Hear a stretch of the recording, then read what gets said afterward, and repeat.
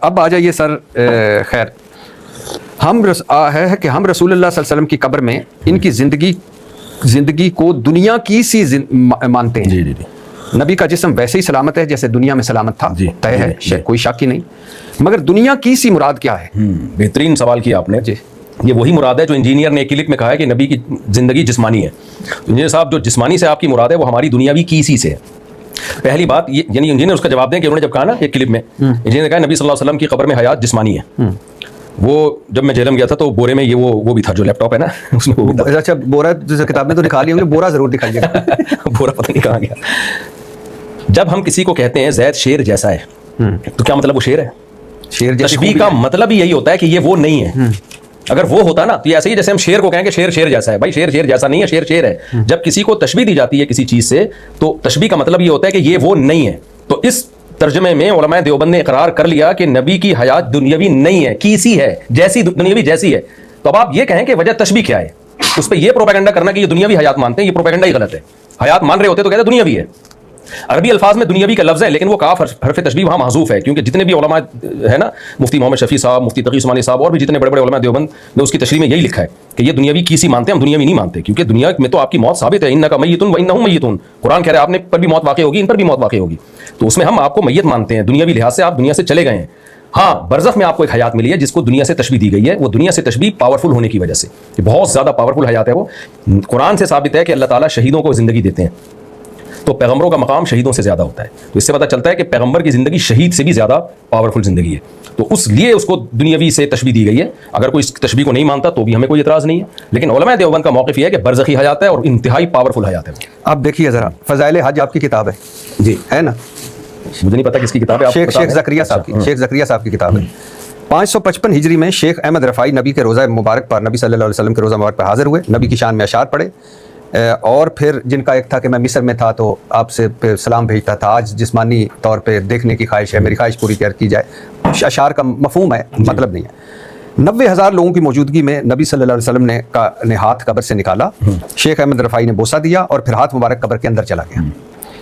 اب یہ مجھے 555 ہجری میں 90,000 لوگ اور پھر ساروں نے یہ منظر دیکھنا، اور پھر چلو یہ تو دو ثانوی ہو گئی ہیں. اور یہ جو حضور صلی اللہ علیہ وسلم کے روزہ مبارک کے ساتھ حضرت عائشہ کا حجرہ بعد میں پوری لائف گزاری ہوئی، انہوں نے دعویٰ نہیں کیا. چاروں خلفائے راشدین نے دعویٰ نہیں کیا. ان کے جو اہل بیت ہے انہوں نے دعویٰ نہیں کیا.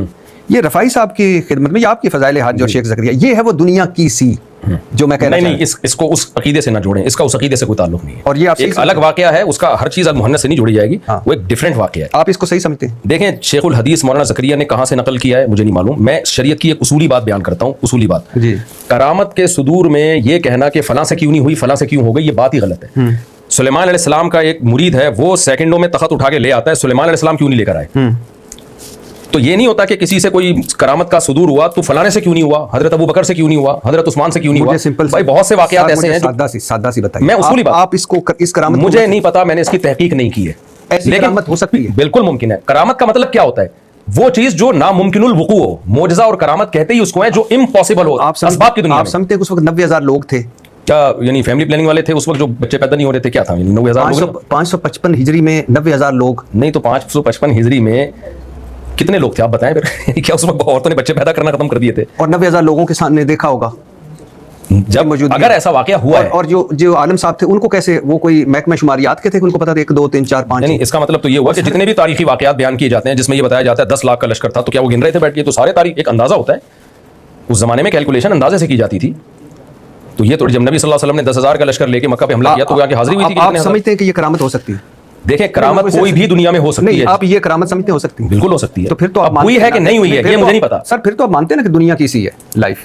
نہیں، دیکھیں اس کرامت کو اس سے نہ جوڑیں سر. میں تو اس کرامت کو اس سے نہ جوڑیں. آپ سامنے بیٹھے ہیں، آپ نے ایک الگ واقعہ ہے، ایک کرامت کا ایک الگ واقعہ ہے. المحنت کی ایک المحنت ایک الگ بات لکھی ہے. اور یہ تو ساری دنیا کے سارے علماء مانتے ہیں کہ نبی صلی اللہ علیہ وسلم کی حیات برزخی ہے، بہت پاورفل حیات ہے. اس میں تو کسی کا اختلاف نہیں ہے. اور بہت سے علماء نے اس کو دنیاوی حیات سے تشبیہ دی ہے. میرے پاس ریفرنسز اگر آپ مجھے بتاتے ہیں میں سارے ریفرنسز پیش کرتا ہوں. یعنی نبی صلی اللہ علیہ وسلم پہ ہماری جانیں قربان، ان کا ہاتھ نکلا، انہوں نے ہاتھ نکلنا یہ معجزہ یا کرامت ہے؟ امتی کی کرامت ہے، پیغمبر کا معجزہ ہے. اگر ہوا ہے، مجھے نہیں پتا یہ ہوا ہے. دیکھیں، کرامت پر یقین کرنا ضروری نہیں ہے. اگر میں نے آپ سے کہہ دیا میں نے شہیدوں کے خون کی خوشبو سونگی، آپ کہہ دو نہیں مفتی صاحب غلط کہہ رہے ہو، تو اس سے کوئی آپ کے ایمان میں فرق نہیں پڑے گا.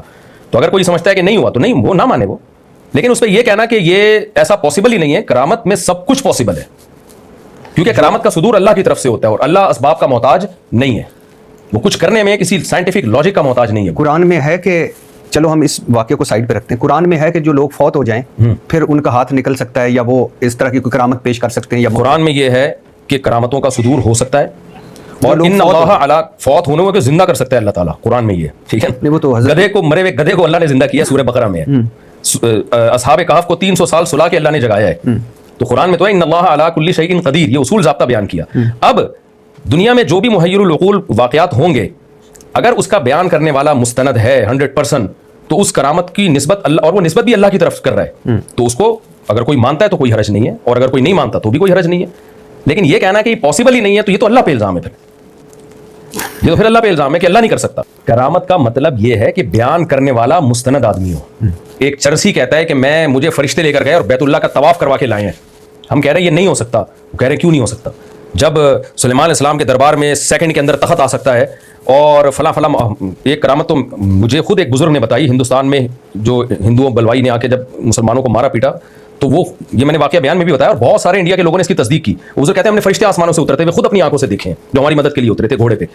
تو اور یہ جب میں نے یہ بیان بتایا نا, اور جن بزرگ سے براہ راست میں نے سنا, جنہوں نے براہ راست وہ فرشتے دیکھے تھے, شاید وہ زندہ بھی نہیں ہوں گے, 15-20 سال پرانا واقعہ ہے, تو اتنے لوگوں نے جو اس علاقے سے متعلق تھے نا, انہوں نے اس کی تصدیق کی کہ ہمارے بھی بزرگ جو بڑے حضرات ہیں وہ بتاتے ہیں کہ ہم نے یہ فرشتے اپنی آنکھوں سے دیکھے تھے اس علاقے میں.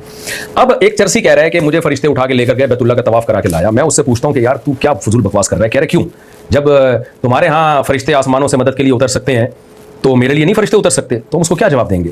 بھائی ہمیں جو واقعہ سنایا ان کا بزرگ ہونا مسلم ہے, ہم نے ان کی نمازیں, ان کی تہجد, ان کی عبادت اپنی آنکھوں سے دیکھی ہے, تو وہ ہمارے سامنے ہے. چرسیوں پہ کیوں یہ واقعات ہوں گے؟ تو یہ تھوڑی ہے کہ اللہ اگر کر سکتا ہے تو جس کے لیے چاہے کرتا رہے, اور جو چاہے کرتا رہے, اس کو بیان کرنے والا تو مستند ہونا چاہیے. غوث اعظم کی جو مثال دی جاتی ہے, تو قبر میں جا کے دیکھ کون رہا تھا وہاں پہ, اس کا بیان کرنے والا کون ہے؟ میں یہی کہہ رہا تھا کہ یہ آپ کی زبان میں یہ خبر لیک کس نے کی تھی؟ وہی تو میں کہہ رہا ہوں کہ یہ کس نے لیک کی تھی, تو غلط ہے نا یہ واقعہ. یعنی کوئی ثقہ آدمی ہے, اس کو بیان کرنے والا کون ہے؟